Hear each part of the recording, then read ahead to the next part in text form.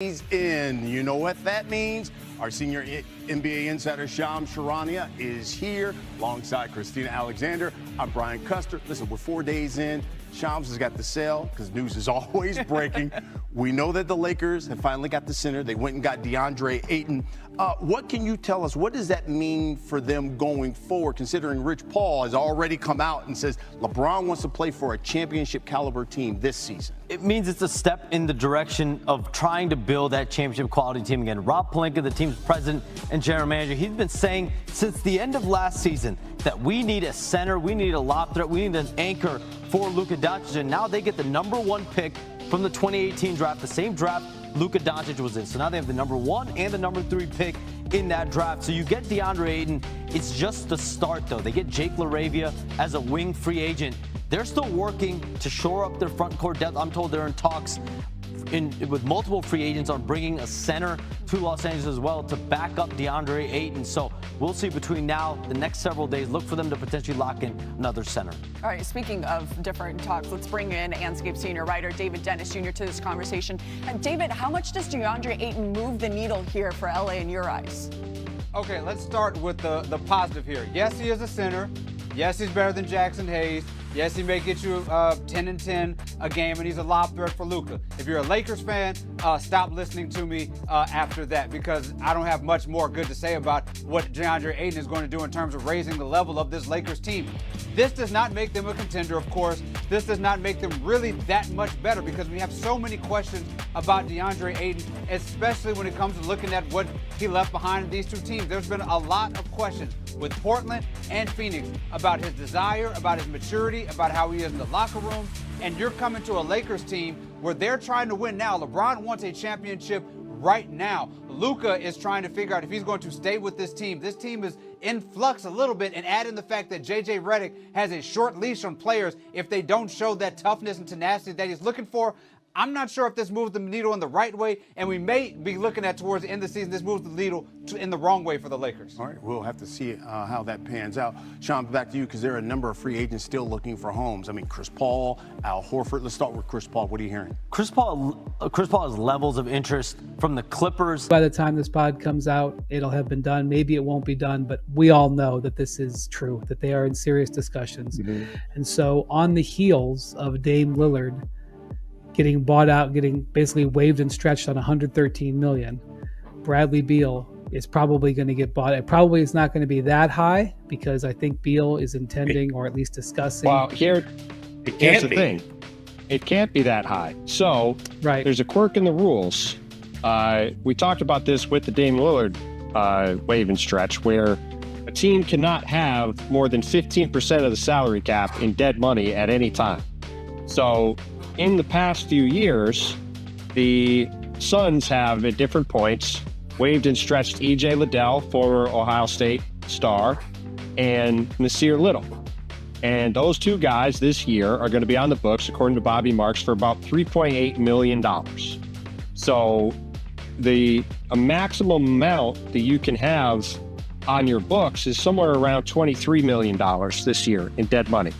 So because of that, Bradley Beal, who's currently owed about $110 million, I think it's just a little bit less than what Dame's deal was.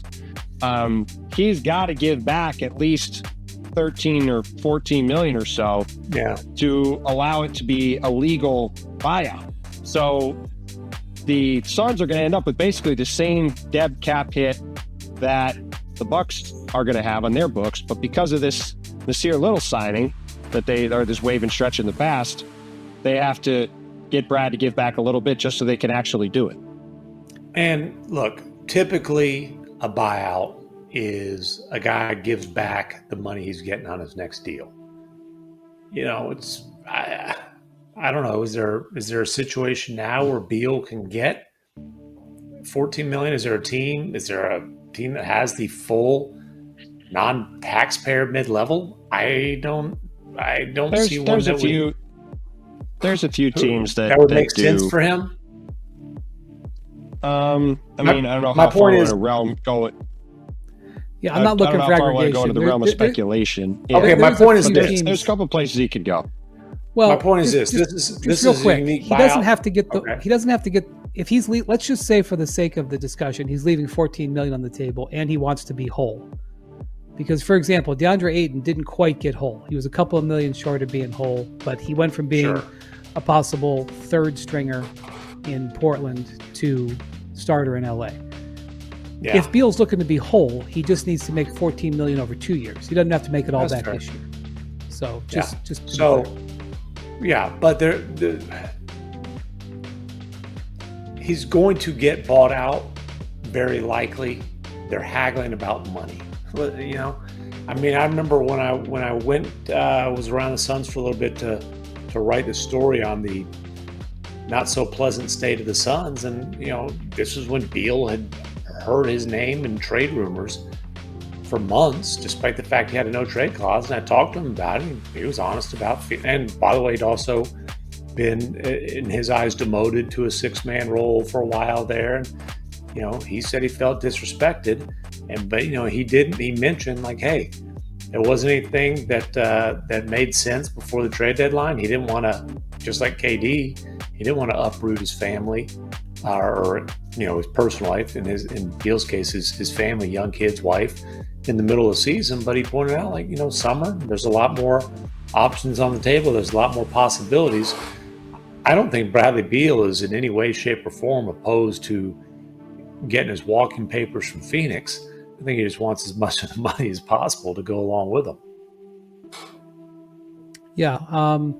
So there might be some more by the time we do our next podcast. There might be some more there, but I will just say, like, if they do this buyout, it will save the Suns somewhere in the neighborhood. You know, they haven't completed their roster yet. They could add more to it, but I believe, Bontemps, it will save the Suns. It will get them out of the tax, or be very close to getting them out of the tax, which will save them $160 million this year alone. And so, it's the repeater tax thing. Also, is this our first indication that microwave Matt isn't just about right now, maximize your chance to win a championship every single year? Is this? Well, I would say that there are a lot of parallels to a team I covered back in the mid-2010s, the Brooklyn Nets, and you can lay all the parallels out, and it's eerily similar, the situation with the two teams. You've got two owners that were very brash, that came in talking tough about how they were going to spend a bunch of money and immediately build a championship team. You got Mikhail Prokhorov with the Nets back then. Obviously, you got Matt Ishbia now.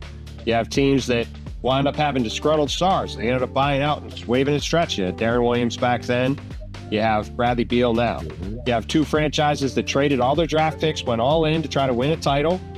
Kevin Garnett and Paul Pierce trade back then. Obviously the Kevin Durant trade, and then the Bradley Beal trade subsequently now for the Suns. They both only won one playoff series with those teams before they fell apart. And you also had those owners who traded all their picks and spent all this money and declared they were going to spend money till kingdom come. The picks weren't going to matter because they were going to be competitive. After they started losing some games, they said, you know what? Kind of sucks to lose games and also lose a mega ton of money. And so after that, you know what we're going to do? We're going to stop spending a mega ton of money. And what is that going to do? That's going to mean our team is going to stink.